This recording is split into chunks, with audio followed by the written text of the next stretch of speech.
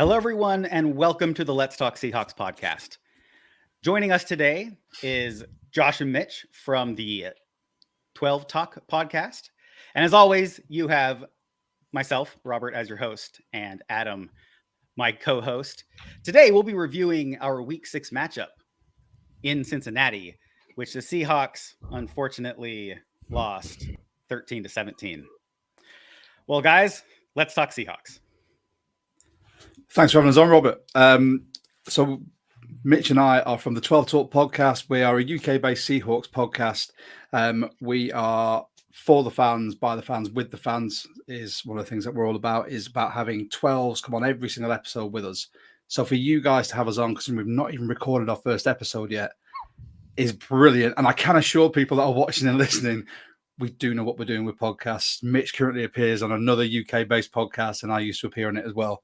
So we are just ready and raring to talk about what wasn't the greatest day for us. Understatement. Yeah. Well, welcome, guys. We're glad to have you on. Because I know Rob's sick of just listening to me. I wouldn't say that. Yes, you would. So I know we all watch the game. We have a reaction. And just quickly, let's go through just our initial reactions after watching this game. I mean, obviously, for me, I was hyped coming out of a bye week, getting healthy, getting Charles Cross back. Oh, we're going to go into Cincinnati. We're going to put it to them. And, well, that didn't happen. So here we are. And where do we go from here are some of the biggest questions that I want answered when thinking about the Seahawks team and reviewing this game and then looking forward to next week. So, Adam, what are your initial thoughts?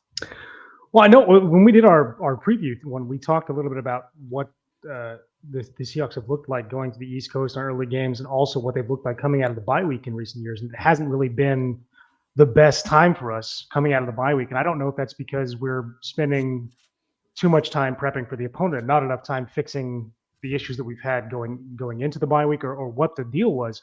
But it seems to be the same thing over and over again, where we're coming out of a bye week and we just don't look like we're on the same page. The whole team looks a little bit scattered. Gino especially didn't look like he was on the same page with his receivers on the offense. There was a lot of miscommunication this game, and I don't know if that was routes run or not. I mean, the biggest one obviously was the interception the first interception where DK looked like he gave up on a route. But yeah, I mean, I think I went into this game obviously with high hopes. I mean, if you go back and just listen to the podcast, I gave a prediction for a pretty high scoring game because I thought this was going to be a big offensive output for both sides, and I got that way wrong. So, I guess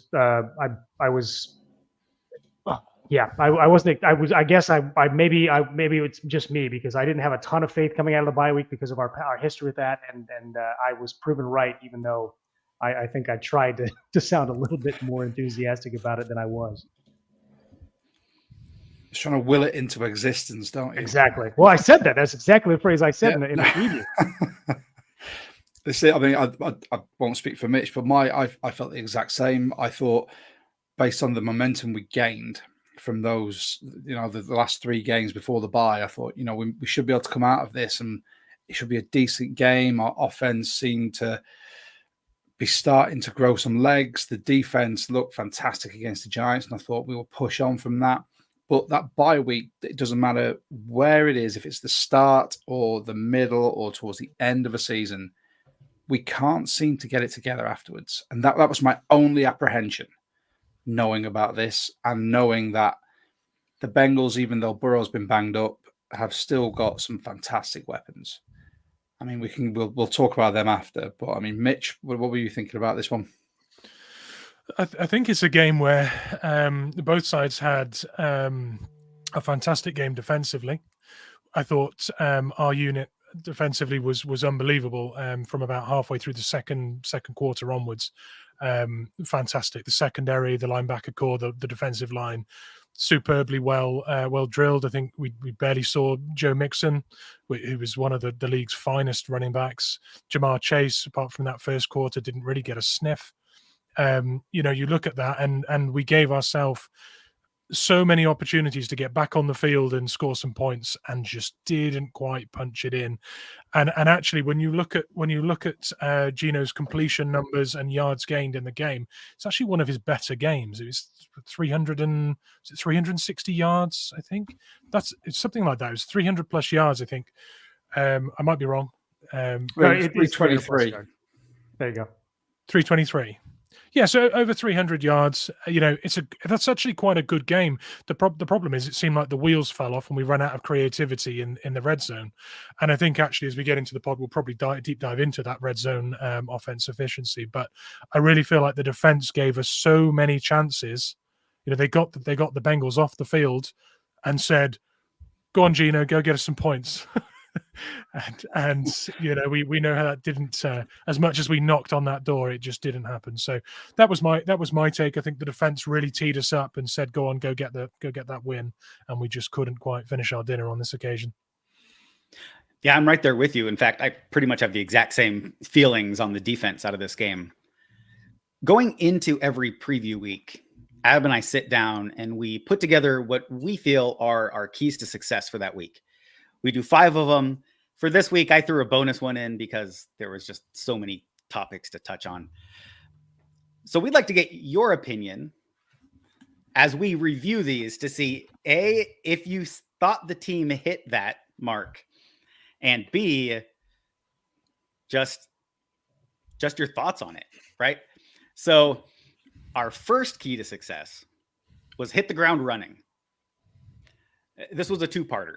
There was keep the momentum, because we went into the bye week with a ton of momentum, but then also keep running the ball, right? That's what got us where we're at, and that's what you need to keep doing. For me, I think they tried to hit the ground running. I think we went into the game motivated. But listen, the Seahawks are, 0-4 or something like that, the last 4 seasons coming out of bye week. There's an issue there with being prepared for the game at hand. And you saw that here. I believe that's from a motivational standpoint. And as far as hit the ground running, you watched that first drive. Oh, they were running. They were scheming up multiple tight end sets. They had 21 and 22 personnel on the field several times, finding a way to get Charbonnet involved, getting Walker involved. And then as the game progressed, the ground game just went away. And it wasn't necessarily that they weren't running the ball well. It's just that they weren't running the ball. So I'm going to say they failed on both counts. They did not hit the ground running. Yeah, I mean, I think I'm there with you for the first part. Again, you're right. I mean, I think the running game looked like it was still going to be part of the game plan at the beginning of the game. And then obviously, similar to what happened with week 1, we just kind of went away with it, especially in the red zone. But I mean, again, Walker scored our only touchdown. So our first offensive points came off a Walker rushing touchdown. And when Charbonnet was out there, he also looked fairly effective. I don't know what, again, the thought process was from going away from that running game, especially later in the second half, other than we were behind by 1 point and then 1.4 points. But yeah, and the defense too, I think, I mean, again, I think if you look at the game as a whole, the defense clearly came to play and played really, really well. They did look a little sluggish in that first quarter. But after that first quarter, I mean, the defense looked on point. I mean, I loved the continuing shots. If you were watching the national broadcast, we kept going back to Clint Hurts up in the booth, which is where a coordinator belongs, Shane Waldron. And he was just fired up. I mean, he's a big dude, so he wasn't moving around a lot in that, but that upper body was going. He looked excited.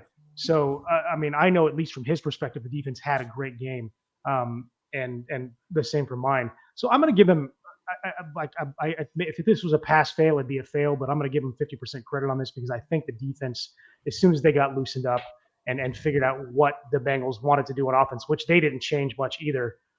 So this was we'll get into this later, but second half adjustments, I don't think were really the thing in this game that created anything, but I'm getting ahead of myself. But yeah, I mean, I think the defense came out fired up to play, and as soon as they knew what they were doing on that field, they looked like they were all in sync. The offense, however, just never got going. I think I agree with you. I think Mitch has sort of had said it as well. I think the defensive adjustments that we made in sort of the second quarter onwards, I think that was, once we got the measure of what the Bengals were trying to do, that really helped us, and they did hit that ground running. So as soon as that was sort of clocked, offensively, barring that first drive, I just thought we sputtered so much. The running attack, I mean, 25 rushes in total through 3 players, which is Ken getting 19, Gino with 4, but those 4 I don't class as rushes because there was panic out of the pocket, and then 2 for Charbonnet. And that is not enough. I have banged this drum for so long. That is not enough ball for Charbonnet to get going. He is a red zone threat. If you are 5 yards from the goal line, you are running him. I think the running game just sputtered. We seem insistent on constantly running Ken in that red zone, that 5-yard line. And he's not that type of back. He can bounce outside. He's put more mass on over the offseason, and he's proved that he can make those. But you can't just keep hammering him into these D linemen because it's not his game. He needs to have some sort of gap to work with. But this is why we drafted Charbonnet. It's been my biggest conundrum throughout this whole season so far. And again, pass fail for me in total. Defense, amazing. Offensively, sputtering at the moment. And what you said about the coordinator being in the booth, I completely agree with you. Even Schottenheimer realized this, and he got himself in the booth, and he looked, or everything he played, or every call that he made was better because he had that view. And Waldron at some point needs to get up there as well.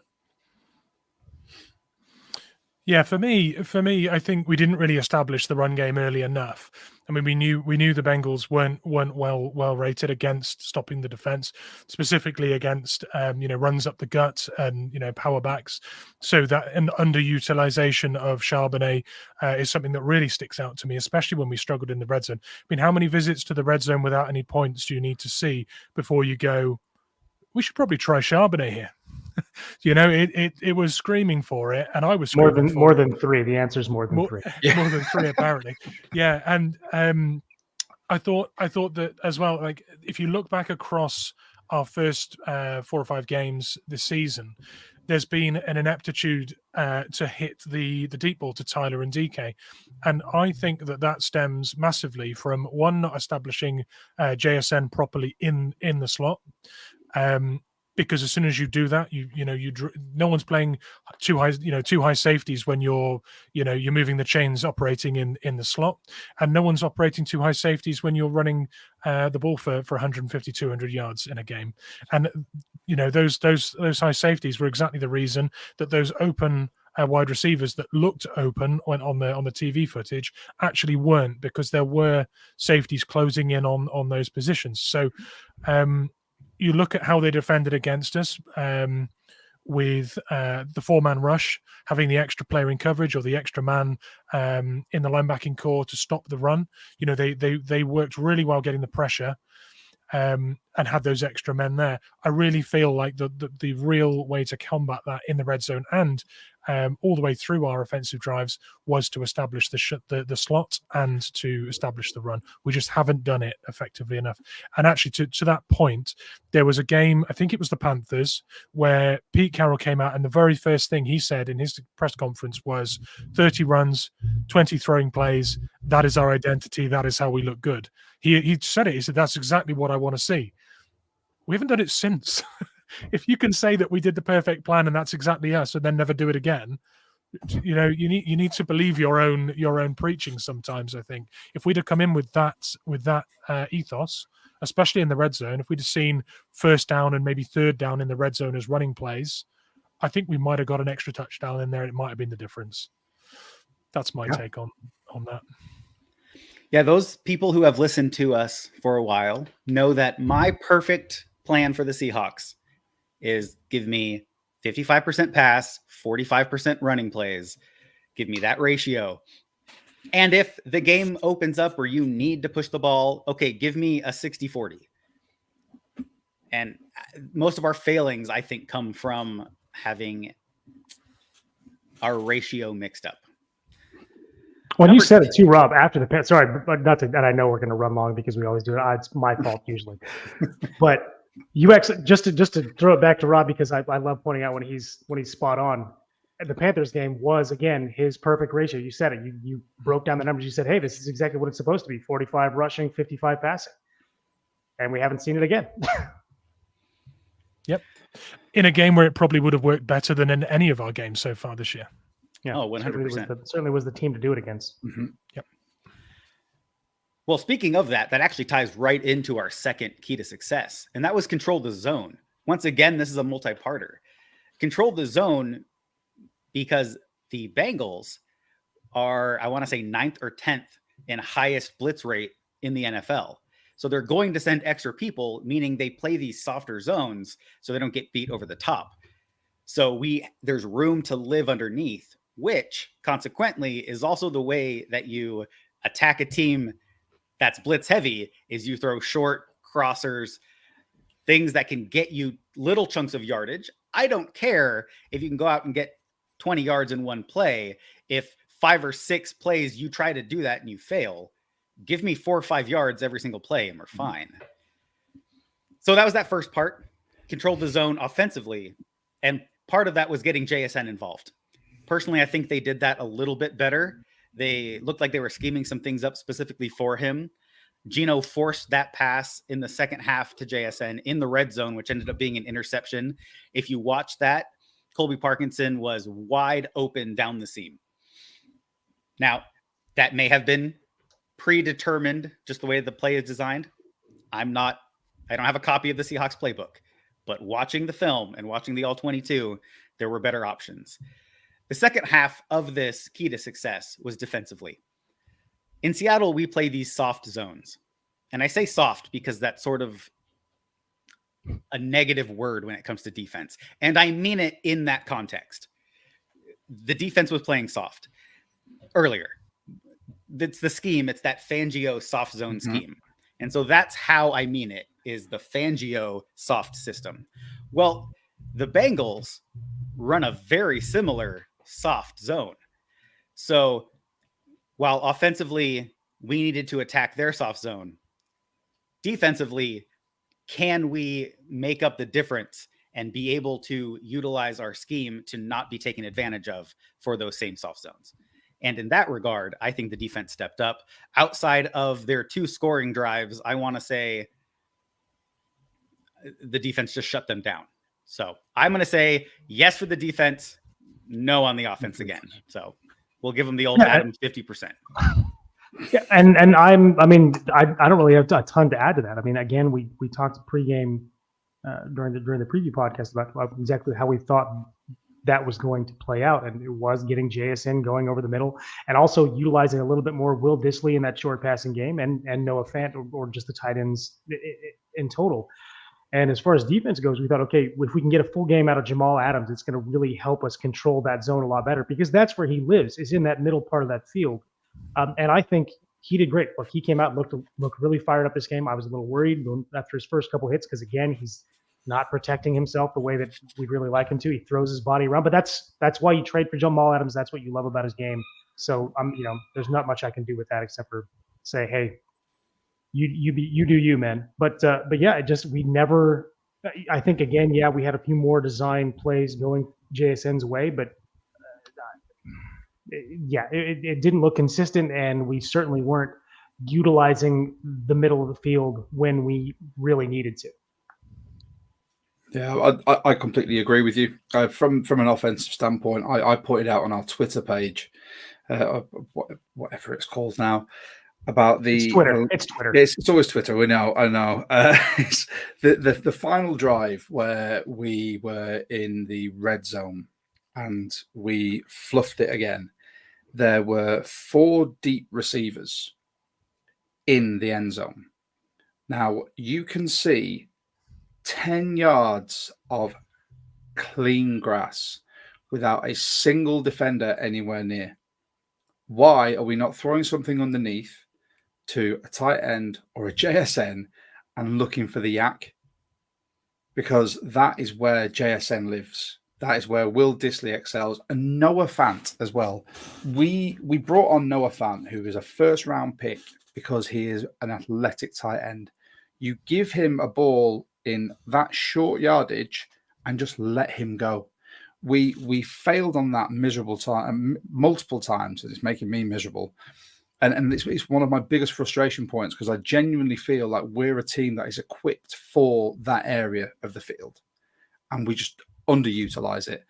I think, Adam, what you said about sort of that area with Jamal Adams, that is where he lives. That's where he excels.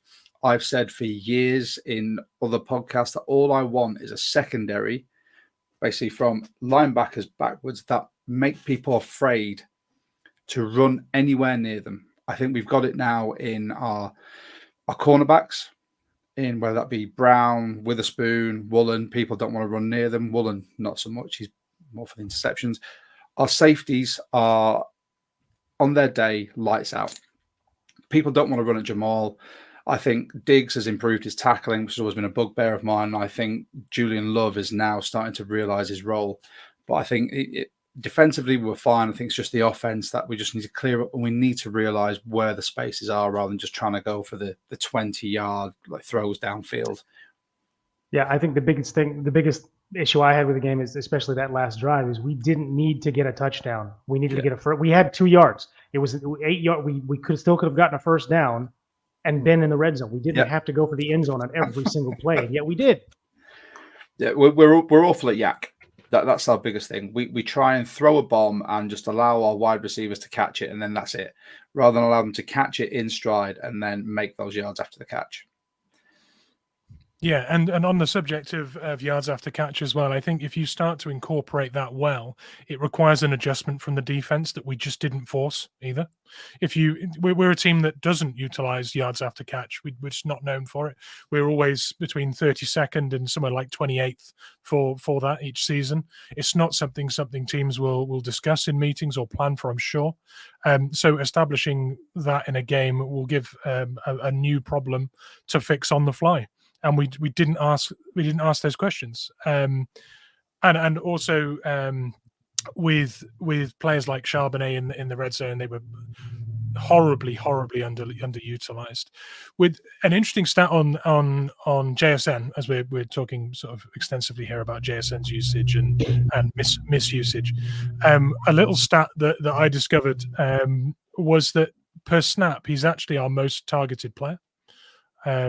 When he's on the field, he's targeted 15% of the time, and the closest player to him, I think, was Tyler Lockett at 11%.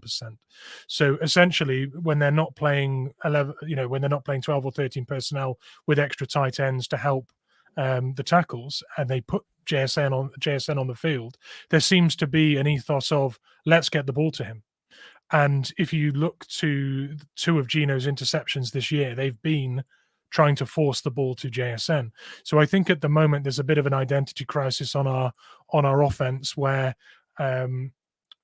we've got the personnel to succeed, we've got the personnel to fix our own problems, and we're getting in our own way, trying to force things rather than just using the personnel we have to their strengths when those opportunities arise, and just letting the players get open, make the reads, make the play, take the yards, march the ball up the field. It doesn't have to be the player that needs the ball. It doesn't have to be Metcalf because he was missed on one play early on and he's had a fit on the sideline and attracted a yellow flag through his frustration. That doesn't mean suddenly we have to keep throwing deep balls at him.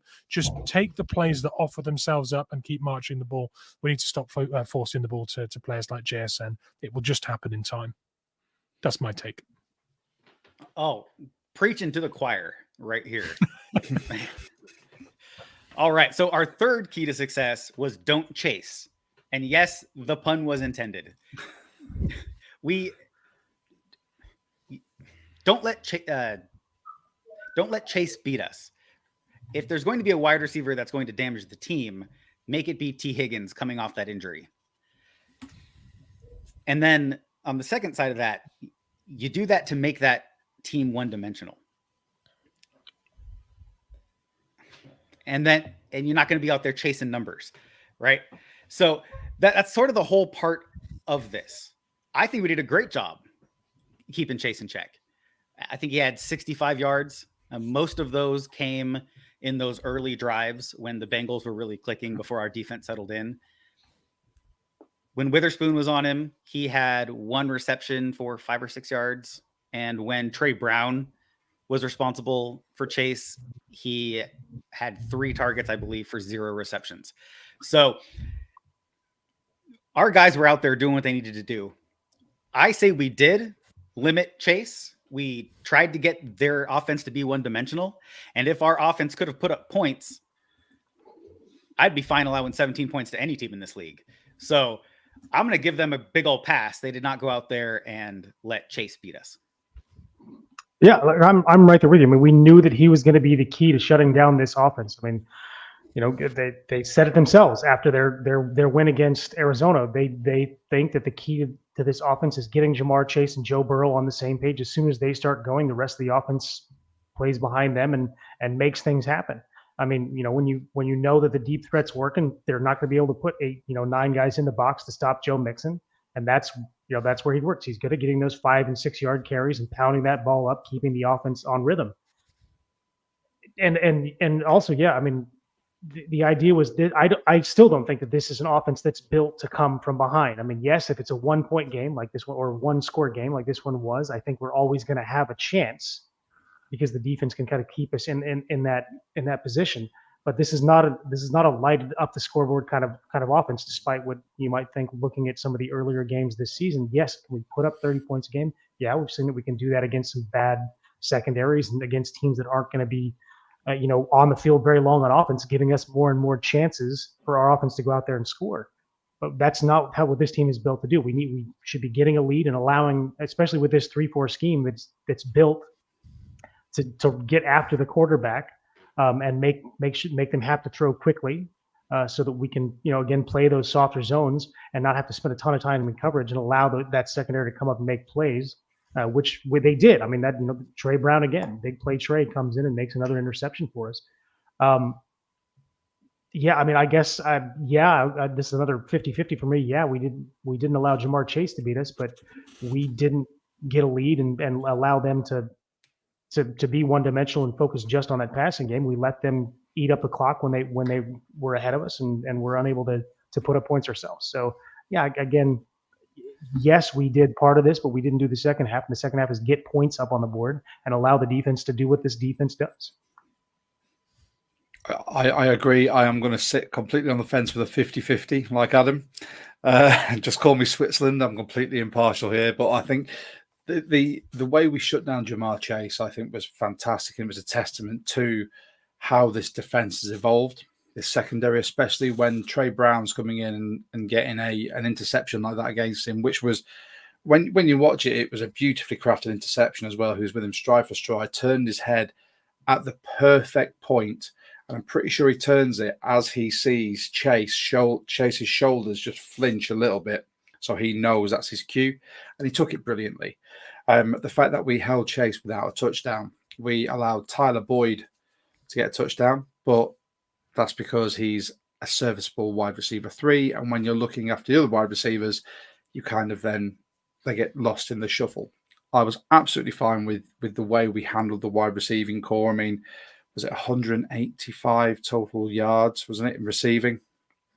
That is phenomenal. When you look at a quarterback of Burrow's caliber, a wide receiver 1 of Jamar Chase's caliber, and coming up against someone like Trey Brown, who is now living up to his nickname of Big Play Trey.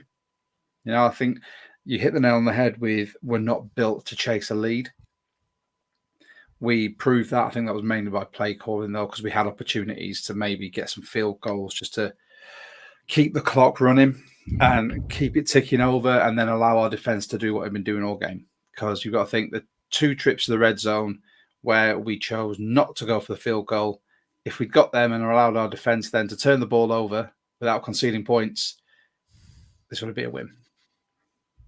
But I'll leave that as my massive frustration point. We'll talk about the kicker in a minute. For me, it's a pass on this. I think the way we handled Chase was superb, and Trey Brown had his moments with him. I think Rick Woolen was. I think he got beaten by him on one. Maybe I think he was beaten by one, and I think he had one that he broke up from memory. I think all of the cornerbacks had a great day. I mean, looking at Spoon over the last few games, he gave up 3 yards to Jamar Chase on one interception.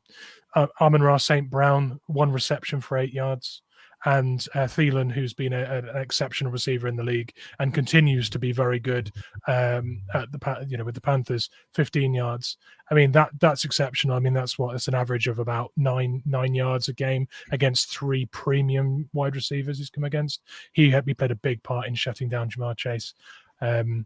And I think the consistent pressure that we managed to get and the sacks we were getting towards the end of the game really aided stopping that too. So we did a fantastic job there. If there were 5 points to tick in order to get a game, this is certainly one we ticked that kept it close for me. Yeah, I'm glad you brought up those stats. I saw that earlier on Twitter, and I thought, oh, that's an amazing thing to spotlight. I'm glad you were able to bring that into this. Our 4th key to success was keep up the pressure. Going into this game, or through 4 games, Seahawks led the NFL with 98 pressures, which is huge. I mean, we were 37 pressures in weeks 3 and weeks 4. Didn't quite get that this game. We did attempt, and like I said, the defense did a great job. We were pressuring Joe Burrow. I don't have the stats in front of me because I closed that page for some reason, but I want to say we had 3 sacks and 5 quarterback hits. And then there are additional hurries that contribute to that number. So we're still out there getting after it. I mean, you're not going to pressure a quarterback 37 times every game. And if they're in the mid-teens, that is still a successful outing. I say they kept up the pressure, didn't let the quick game hurt us. We did on that opening drive. The defense adjusted and kept going. So they turned it up late. I know Mafe got a sack. I want to say Hall and Nwosu. Am I wrong? Reed and Jones. Yeah, Jaron Reed got one up in Seattle, and then Draymond Jones got the other one. Yeah. Okay, so apparently I was wrong on both of those, but that's okay. It happens. Happens on a one game. out of They're all 3. D linemen. They all blur into one. As long as the sacks come in, doesn't matter. Yeah. Hey, 1 out of 3. That's still a better percentage than our offensive. Third down six. conversions. Oh! Adam. Yeah, look, I mean, I'll just get this out of the way first. Yeah, I give us a pass on this. I think we could have gotten more pressures and more sacks in this game if, again, the offense hadn't stalled and we were playing from ahead instead of from behind, allowing us to dial up the blitz a little bit more in the second half. Because we did, you saw it in the first half. We definitely rushed 5 more often than we did in the second half. We still got home though. I mean, this defense has the player. We've got talent everywhere on this team, and I think especially on defense. And I said this last week too. I think this is probably the most talented defense on paper that the Seahawks have ever had. And I'm even counting the Legion of Boom era. Do I think they're as good? No, because that was a cohesive unit that just knew what everyone was doing at all times. And so that's why they were able to play like that. But on paper, this is probably the most talented defense I've seen in my lifetime in the Northwest. And I think that this was just another game where, again, Clint Hurts finally got all the pieces that he wanted or thought he was going to have at the beginning of the season, and this is his vision of defense. I know we don't like the 3-4, Robbie, but I think with these pieces, this could be an absolutely fantastic defense, and I think we're on track to keep that up. And so I'm giving us a pass on this. We definitely kept the pressure up on Burrow all day. Do you know what? You just mentioned the 3-4 defense. Personally, I really like it. I think having the 3 bigger bodies there on that D line straight away with the edge rush talent we've got from our outside linebackers is this is what we lacked last year. I don't think we had the right bodies there in the middle, and I think we sort of said off air as well. I think this is the version of Clint Hurts defense that we wanted last year, but we didn't have the penetration. We had the run stuffers in people like Al Woods, but we didn't have your Jaron Reed, your Draymond Jones, the people on the interior that could actually get through that line to the quarterback and put that pressure on. I think the pressure this game, like I said, it wasn't anything like New York, but then New York's O-line is made of rice paper. So it doesn't really matter. This was still a really good showing. I mean, when you look at what it was, a total of 5 QB hits. We had the 3 sacks, and the 3 sacks, one from Jones, which hopefully will spur him on now for more, which I'm sincerely hoping because we paid him a lot of money. Jaron Reed just continues to excel at nose tackle, which he's played a few times in his career. He's usually a defensive end or 3-tech. I think he's been absolutely phenomenal. He's been a revelation for this. And I put that on our Twitter as well. And then you've got Mafe just keeps showing up. He has had the biggest leap from a year 2 leap from an edge rushing rookie that I can think in Seahawks history. I think he's been absolutely outstanding. I think that, again, what Adam said, this, me and you, my friend, we're on a page here. And this is, talent-wise, when you look across the board, the names on this defense, it is the most talented defense we've had. Not the best, because the LOB, as was previously said, was just sort of telepathic with what they knew about each other. But this, on paper, there are 1, 2, 3. I'm not even going to try and count. There's more than 4 first-round picks in that. Now, I don't know how many other starting defenses can say that, as well as the second-round picks. It's immense. San Francisco. San Francisco's the only other. Yeah, with their magic cap number. Yeah, I know. Cap doesn't mean anything. No, Mitch. Yeah, well, I'm going to give him a pass on the pressure. I think we did that pretty well all game. First quarter less so. I think if you look at the quarterback hits and sacks, I think they are predominantly second quarter onwards. We did find a bit of a groove there. I think the coverage improved on Jamar Chase, giving them more time to get home as well. There was an element of coverage sacks in some of those as well. When we talk about this D-line and how it looks now, I feel like I think you kind of hinted at it, Josh, with what you said, but I feel like Clint has the right style personnel for the scheme he wants. And there's a reason why we've been league leaders on pressures. And I believe it's because if you were picking our best D-line from our roster right now to stuff the run, it's the exact same D-line you would pick for getting after the quarterback. It's the same guys. It's Draymond Jones, it's Jaron Reed, and it's Mario Edwards. And it's you're setting the edge with Nwosu, who's out there most of the time, and you're putting Mafe on the other edge to contain and possibly scheming, some rush there as well. So if you're stuffing the run with the same defense you're rushing the passer with, who knows what you're doing? You've got great disguise. We've got fabulous disguise in the secondary as well, because we've got players like Jamal Adams. Sometimes he's in the box. Sometimes he's dropping back, picking up a tight end, stuff in the run. You never know what this defense is going to do, and it is so talented. So pressure, we aced it, I think, especially, like, as I say, second half. And I think it's massively in part to the D-line being so versatile with what you can ask them to do and what you can expect them to do well. Yeah, I think that's a great point. Just about the personnel versus the run versus personnel versus the pass. I think that's an awesome point that I may have been missing at times, though schematically I am a 3-4 defensive guy. I mean, I'm a 4-3 defensive guy, so the 3-4 and I have issues. Freudian slip there. Yes. It's not going to happen. He's coming around. All right. Our 5th key to success was kind of a dig and kind of not. It was a Pro Bowl kicker. Like, Jason Myers going into this game, second highest paid kicker in the league, second worst. Oh, yeah, Jason Myers. Field goal percentage. I think we make this one pretty quick, since we are kind of running long here. I'm going to say good job. He went out, he made the kicks that he made, did a good job. I'll give Dixon a little credit here, since we're talking about kickers. He pinned them inside on 2 of his 3 punts, and the other one was a decent punt anyway. So great special teams play this game. Hopefully Jason Myers got right during the bye week and is able to return to his Pro Bowl form. Yeah, look, if I could go back and take back some of the things I said in our preview podcast, I would, because my biggest take on this key to success was I don't want to rely on Jason Myers' leg to win this game. And I was worried that's what was going to happen. Going back, I wish we had relied on Jason Myers' leg to win this game. because I would rather take chances at a field goal than with what our offense was putting on the field in the red zone there. So my apologies, Jason Myers. Apparently, the Seahawks coaching staff listens to me on this podcast. I don't know why, guys. I know nothing about football, so please stop doing that.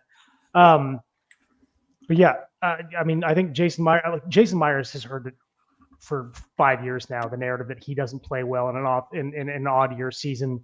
I'm sure he's sick of hearing it. I know I'm sick of saying it. So hopefully, yes, he'll get more opportunities, or we'll give him more opportunities to kick in the upcoming weeks, and he'll be able to prove everyone wrong, because he is a Pro Bowl kicker. He was a Pro Bowler last year. He was a Pro Bowler 2 years before that. I'm really hoping that he could be a Pro Bowler again this year. So sorry, Jason.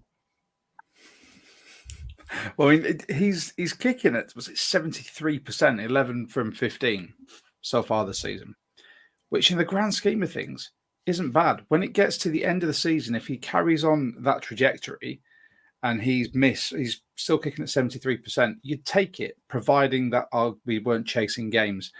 I think he was good. And I said it before, we should have leaned on him more. Rather than trying to ask Gino on the offense to do stuff, when we saw they were sputtering, we go, look, Myers has been automatic. He's had a few misses, but I would rather rely on him to kick this from 30 yards, considering he just made one from 55, and keep building the score that way. It's rather than going for the 7 points every time, build with threes. If you're not getting it through the secondary, or you can't break through the defensive line, build with the threes, and then just hope your defense is playing lights out, as ours was. I thought Jason Myers was brilliant on this. Pro Bowl kicker, yes, again, please. Yeah, for me, Money Myers is not Money Myers this year, but he's not as far off. I think his stats, if you look at them by game, he's had incredibly reliable perfect games, and he's had some very squiffy ones that we'd rather he had made a few fairly simple kicks. Honestly, some of them weren't even particularly difficult ones that he missed. And I think, like you say, the odd year, even year thing puts a spotlight on him slightly, because people kind of like those funny, wacky stats. But I've seen him have good games this year, and I want to see him, get back to what he did previously. He didn't let us down in this game, and he's not the reason that we lost. So for me, he did well. And Michael Dixon, again, shout out to the most consistent punter in the league. He's unbelievable. Yep. 100%. He is a favorite player of this podcast. One of them. So our bonus key to success, because we did 5, 10 seconds before we were going to go live, I decided to add another one. Because you regret that now. Love it. So kiss of death. Yes. Our bonus key to success was improved third down efficiency on both sides of the ball. Going into this game, our offense was only converting 28.9% of their third downs, and our defense was allowing 52.4% of conversions against them. They needed to use that bye to try to flip these numbers. You can't let people march down the field, and I think the defense did pretty well outside of the 2 long scoring drives that the Bengals had. But offensively, I don't know what they're going to do. It's going to come down to exactly what Josh said earlier, which is take what you're given early. It's a theme that we've said on this podcast before. You don't need to go for the home run every time. Pound the rock a couple times, take those 5-6 yards. Now you're 3rd and 4, right? I would love 3rd and 4 every time. So I don't know what they're going to do. I'll give props to the defense for improving, but offensively, I'm beyond words. Yeah, well, I'll tell you, one of the best ways I think that we can fix this is get Shane Waldron up in the freaking booth.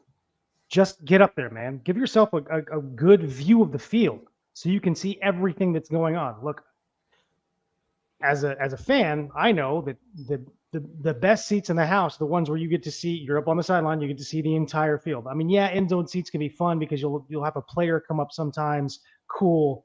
But to watch the whole game, you want a bird's eye view. That's why more and more people are staying home to watch games rather than going to watch them in the stadiums, because the television is better. Get up in the booth, man. I think look, the defense is chugging along. It looks like Clint Hurts finally got a healthy defense. He seems like he knows what he's doing. He's been with the Seahawks a lot longer too. He knows Pete Carroll's system. He's doing it right. Pete needs to just spend some time in this next week with Shane Waldron explaining to him why he should be up in the booth and why we shouldn't be abandoning the run game in the red zone. That's it. Again, couldn't agree more. Defensively, Rob, you said it. Adam, you said it. I'm pretty sure Mitch is going to say it as well. Mitch will say it with stats. I think defensively we improved so much to the point where we shut down drives rather than giving them that third down just so they could then prolong. We actually shut down drives, which was so refreshing to see, especially when you consider how bad we were last year. On a third down, someone will just run the ball straight through us and get a first down. Offensively, as I said earlier, take what he's giving you and take it early. I think there are teams in this league that are proving that if you can make fourth down a fourth and short, you have got a high percentage chance of converting it. The brotherly shove at the moment is one of the most hotly discussed tactics or plays, but that's because they get themselves to 4th and 1. And you can convert a 4th and 1. You can convert a 4th and 2 or 4th and 3. You cannot convert all the time a 3rd and 10, which then goes to a 4th and 10. Or if DK Metcalf has had a silly penalty, it goes to a 3rd and 15 or whatever. It's impossible. It puts so much pressure on your quarterback and the rest of the team to make plays. Third down efficiency needs to improve. We need to just start taking these shorter yardages, 4 yards, 3 yards, another 3 yards. You've got 4th and 3. Do you kick it or do you go for it at that point? It's simple maths. Or say simple maths. I've just done incorrect maths. 4, 3, 3 is 10. We'd have another set of downs. You can tell it's late in the UK, can't you? I just think it just needs to be improved. Like in total, they just need to sort of strip it back and say, what are we aiming for? Do we want prolonged drives or do we want home run hits? Prolonged drives will win us games, and it takes the other team off the clock. Yeah, I very quickly on the defense. Obviously, we had a far better day on third downs. We got consistent pressure. We had good coverage, and we stopped their key receiver. We got off the field. It was good. That was much better. Regarding our offensive third downs, again, actually marginally improved, and a trend in the right direction, which is about as positive as I'll be on that. Because the key third downs that we failed were the ones in the red zone, and it was tragic. Honestly, they should have played Titanic music over our last couple of downs each time we got there, because honestly, it felt inevitable that tragedy was coming each time. And a key part of that again was not running it. I feel like we really didn't take those short yard gains, especially on our final red zone appearance where there was a first down on offer. If we could just eke a couple of yards out and we could have a fresh set. Burn that last timeout and make some plays. So third down was improved for me. I think those stats are just inflated a little bit by or deflated. The third down efficiency is deflated a bit by those failures in the red zone. So we saw improvement, but not enough. Yeah, I agree. I think we've covered a lot that we had to offer here in this game. So just real quick, if there's anything about the offense that you specifically want to mention, maybe you watched it again and picked up a particular thing. Like for me, I'm probably going to steal Adam's thunder here because he is the Jake Bobo hype man of the show. But Jake Bobo lead blocking is a thing of beauty. Like, oh, that's cold-blooded, man. That's cold-blooded, Rob. You know that I was going to. Yeah, I mean, what else is there to say? Give me more Bobo. The man is absolutely fun to watch. I mean, he was the highlight of this game for me, and there were not a lot of highlights to choose from, I know, but I was fired up watching how fired up he was after that red zone grab, getting us and setting up that first Kenneth Walker TD. So, yeah, give me more Bobo, please. Please give me more Bobo. And I know that's going to take away from JSN probably because we don't run a ton of 3+ wide receiver sets, but the way Bobo's playing, and I'm okay with that. Always compete. If he wants it, he needs to earn it. For me, it's just going to be giving Gino more opportunity to survey the field, go through his reads, and take some underneath balls. Take the 3-4 yarders trying to get the yak. Put more levels concepts in there. I don't care if you have to have DK just running, a streak, and then you have to have Tyler coming in. I don't care. Just give more options rather than just everyone streak. Let's have 4 verts, everyone go, and then we'll hope to God that something happens. More of that, more of the underneath stuff, and I will be happy because I think it will help Gino settle in with his new wide receivers as well. Yeah, for me, I would have liked to have seen a bit more play action. I thought we saw Gino sitting in the pocket while we had a bit of regression in pass protection towards the back end of the game, and they seemed to be just sacking or getting pressure at will. I'd have liked to have seen us in the red zone running a bit of play action or even some run pass option, and just mixing it up because it felt like what we were trying was the same each time. I do feel like there are some positives there with what we did. But I mentioned earlier the amount of yards Gino got. He did get the ball from wherever we got the ball to goals, touchdown scoring opportunities relatively consistently, actually, without establishing the run game. So there are positives there, and I actually think that the red zone tweaks needed for our next game against the Cardinals are actually marginal ones. I think that sometimes when you have such a damning sort of result like this because of a specific thing, it really sharpens your focus on it going into the next game. So I think there'll be a real sharp focus on the red zone and how we can do it better. And I think it's a minor tweak. If we get that right, marching the ball consistently down the field with Gino will look like it did last year. And hopefully we've got some TDs on the end of it. So I don't think we're far off that. And also with the defense playing how it's done, you're going to get, if you start getting that offense ticking, you get a lot of time to play with it. So not all bad. So I said the exciting thing, and I didn't say all the rest of it. So real quick, when I went back and rewatched today, I noticed that our offensive play calling on our first drive was actually really good. It was creative. We had off-balance formation. We had multiple running backs that came in. They ran that weird kind of flex bone formation that they have. They were doing things and they were keeping the Bengals off balance. Well, the thing about opening drives or even first 2 drives, a lot of teams pre-script those plays.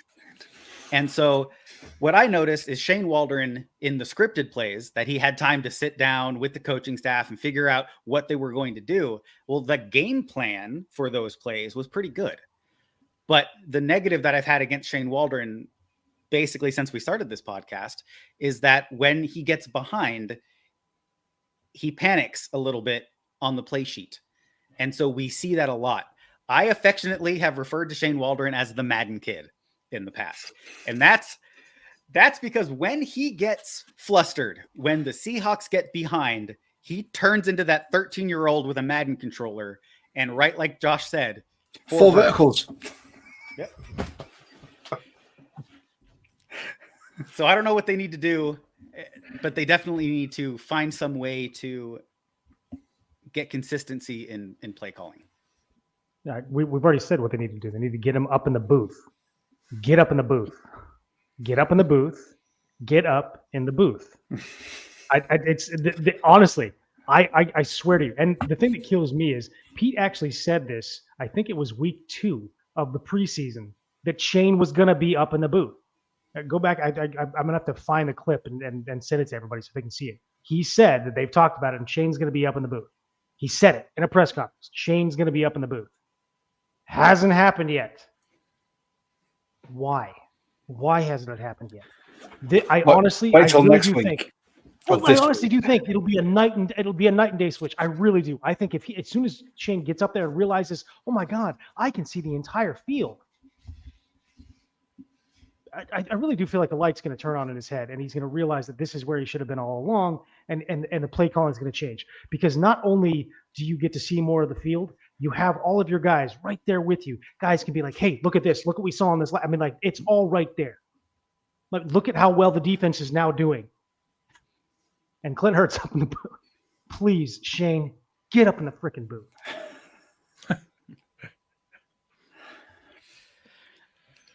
Do you guys have anything to add before we move on to defense? Just on that, I think it's if the first half of this next game against Arizona, if he is on the sideline and by halftime we have not done anything of note on offense, Pete needs to send Clint Hurts down from the booth to drag Waldron up to the booth like a naughty school child by the ear. Like, look, come and see what I see.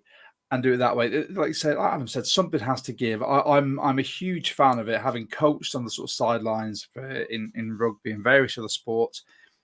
Any better vantage view or vantage point than pitch level, it's night and day. When you can see a better angle, bird's eye, whatever, elevated, it'll work. And I think that is, like Adam said, that's what's missing. I think if Waldron can actually see how the defense is lining up against his offense, he'll then be able to make the adjustments. He'll then know what to call next, or, even just to sort of spot where on the field he needs to be calling these plays. I'm completely in agreement. Adam, me and you today, I'm loving this. Unagi. I'm a huge Friends fan, by the way, so way to go. Even more. Love it. Yeah, I do agree. I think we'd all love to see that. I do worry about how much control Pete will have though when his offensive and defensive coordinators aren't on the sideline. That's the only thing that worries me a little bit is how much control Pete has at times. But I do completely agree with you. I think the camera angles we had and what we were seeing made it quite infuriating that our offensive coordinator who's paid to see these things and scheme for them. It just wasn't. It was hard to watch, honestly. But as I said previously, the personnel are right to fix the problems that we have. They just need to be utilized a little bit better. And I think hopefully sharp focus on that, on those problems, and we can be a much better team going into next week. Absolutely. Now we kind of set an hour cap for this show. We're at 57 minutes right now. So hitting on the defense. Rob. No, we can do this. I have faith in us. Speaking of the defense, they were much improved. And so I'm just going to say that for once in a few years, I am excited about this Seahawks defense. Yeah, look, we've said it a couple of times, or I have said it, and I think you've also said it too, Rob, is I think that it looked like we were just waiting for Jamal Adams to be healthy to really implement the scheme that we wanted to on this field. Jamal Adams is healthy, and it looks like we're implementing the scheme that we want to have on this field. I really wish that it didn't take that. I thought, at least when we brought over Julian Love, the idea was he was going to be that, and why am I spacing on the guy who stepped in for Jamal Adams last season and kicked butt? Ryan Neal. Thank you, Ryan Neal. I thought that's what Julian Love was going to do, be able to just kind of step in and play that role. Obviously, that hasn't happened. But I think now that we have the personnel that we always wanted it all along to be on this field, this defense is playing the way that Clint Hurts envisioned it to be. And I have no notes. Just keep doing what you're doing, Clint. I'm just going to request next time that I'm on this pod, can me and Adam switch places, because he's saying exactly what I'm trying to say and my bits as well. And it's making me come across as that kid who goes, yeah, but yeah, exactly what Adam said. Mitch. Yeah, defense looking phenomenal. Honestly, we've got round pegs in round holes at every position, and Clint Hurts really getting the best out of them for his scheme. I think we're looking really well coached. The players we picked up in the draft have obviously been picked for certain reasons, with certain traits to fit this scheme, and it is marvelous to watch. But there aren't many wasted picks on defense in recent 2 years, and they're being coached to fit exactly this scheme, and it looks great. All right. Well, I think I've pretty much said as much as I could say about this game. Does anybody have anything real quick you want to put out as your final thoughts? Someone needs to spank DK Metcalf. Yes. I think we're all in agreement on this. DK, just grow up, DK. Grow up. Get DK. right emotionally. Yep. All right. Thank you for watching the Let's Talk Seahawks podcast. Huge appreciation and thank you goes out to the 12 Talk podcast. Josh and Mitch, thank you for coming on. Please, everybody, give them a follow on Twitter. Keep an eye out for the show once they start recording and broadcasting their shows. It has been a pleasure, and I'm sure we'll try to do this again. Thank you again. Thank you for watching if you're out in the YouTube land. Thank you for listening for our audio only listeners. As always, go Hawks. Go Hawks. Go Go Hawks. Hawks.